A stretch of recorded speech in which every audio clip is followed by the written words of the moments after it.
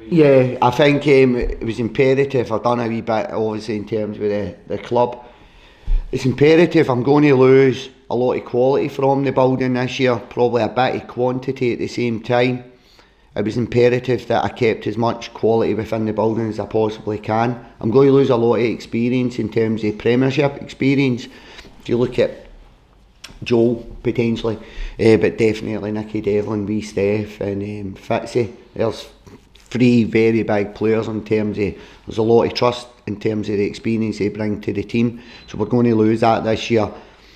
So it was imperative that we kept Shins, we kept him at the club for the quality first and foremost that he brings on the park, but also the experience on and off the park. He's the ultimate professional, and I think when you've got a young changing room, and we are kind of at that happy medium stage where we've got quite a few young players, a couple of older players, try to find these players at 27s and 28s is the difficult one. It's imperative that you've got players of Andrew's quality and experience that are guiding the younger ones. I've got a few senior professionals like that, if I'm honest, but Andrew's probably the most senior one in that group, and I think it's imperative that they've got somebody that they can look at on a day-to-day basis. They watch him out with training, but they also watch him in training and in match days, and I think Andrew speaks for himself. He's a ultimate professional and he's a model professional, and that's, if I'm honest, I even look at Graham, and I don't know Graham, but I look at both lads, and I think that's testament to their parents and their upbringing. I think there's two fantastic human beings here and very, very good professionals. I think it gets harder in terms of you keep building relationships with individuals like Nicky. That's Nicky 4 years from, just use Nicky for an example, Fitzy's 3, we Steph's 2, but you're losing your captain, you're losing that relationship that you've built with your captain, and you're losing 4 years coaching. On a day-to-day basis, do I need to be in Nicky Devlin's case? I don't. Do I need to put demands in Nicky Devlin? I don't. Nicky knows exactly what this club demands, and Nicky gives that on a day-to-day basis. Going out in that park, I know what Nicky Devlin's going to give me. I know what he's capable of, and probably vice versa. Nicky knows what I'm needing from Nicky. So losing, first and foremost, you're probably losing your captain every 2-3 years, which isn't ideal. Losing players is becoming more difficult, I feel, because players' contracts are going up. I think most industries, people in general, are looking for wage rises, and I totally understand that, but the one thing at Livingston that is very short is the finances, so it then becomes very difficult to replace them with players of a similar ilk or players that are in and around that level. I've sat with, this year, I'll not tell you any names, but I've sat with 3 championship players. The clubs all know I've sat with them. I like to do things correctly. Out of contract players in the summer, I've sat with them, and generally, historically, I've probably been able to entice these players along to Livingston with a slight maybe pay drop, maybe a slight pay rise, but the opportunity of Premiership football, it's becoming more and more difficult to attract these players to the football club, because teams in the Championship, or maybe even all teams in the Premier League, are paying more wages. Our wages they kind of increased a little bit last year, and this year they're going back down next year. It's the one thing at the club, we found it very, very difficult to grow, is your annual turnover, so generally your wages are going to stagnate. So it becomes harder, I think, Jamie, rather than because you've done it previously, it becomes a little bit easier.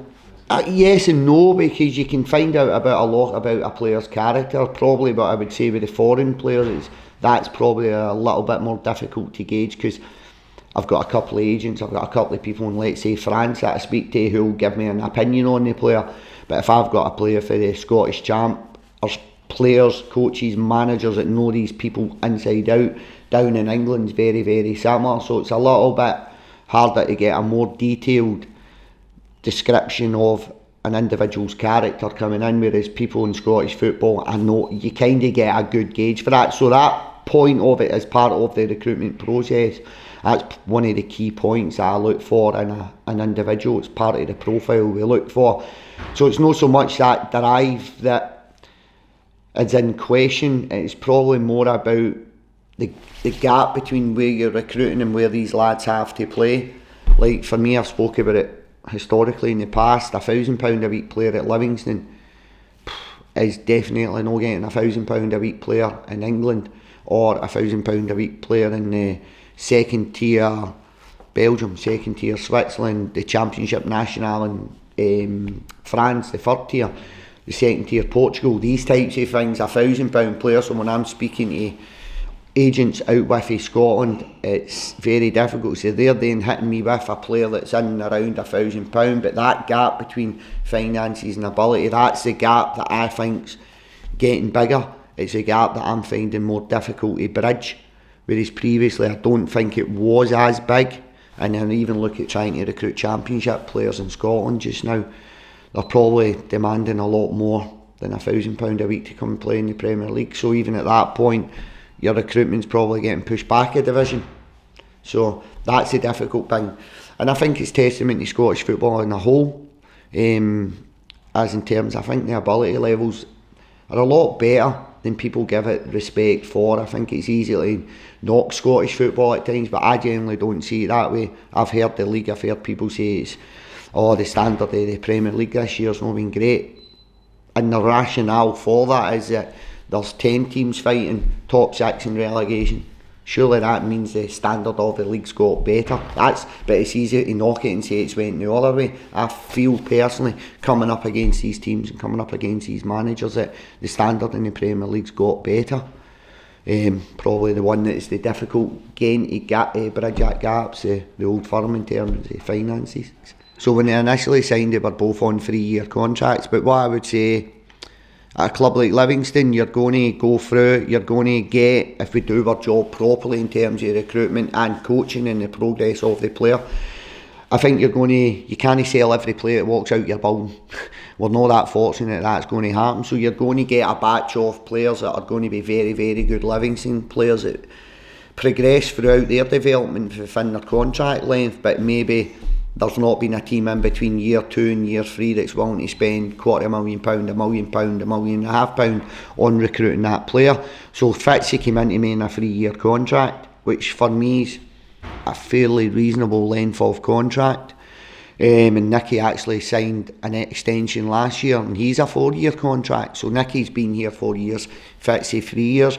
It probably just, you've reached the stage where they've both been fantastic for Livingston. They're both going to progress, but we just never had that interest initially within year 2, year 3 that maybe transferred them on. And then you've got the likes of, let's say, roughly a Lyndon Dykes, who after year 1, there was a massive resale value there.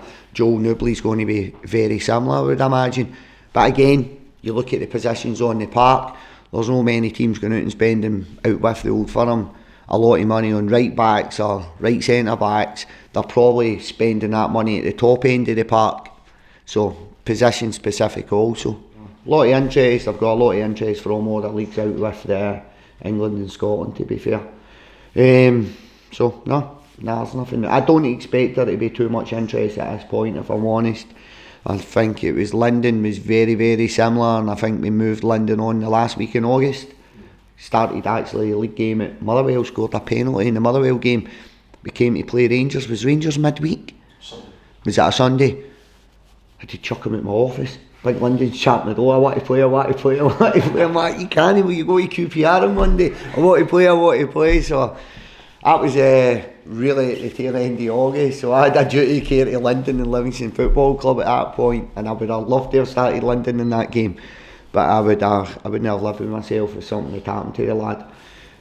So that was really late on in August. I think our season ends a little bit later, starts roughly in and around the same time. The English season doesn't really start coming in terms of the recruitment in mid-July, late August, in terms of what they're looking for.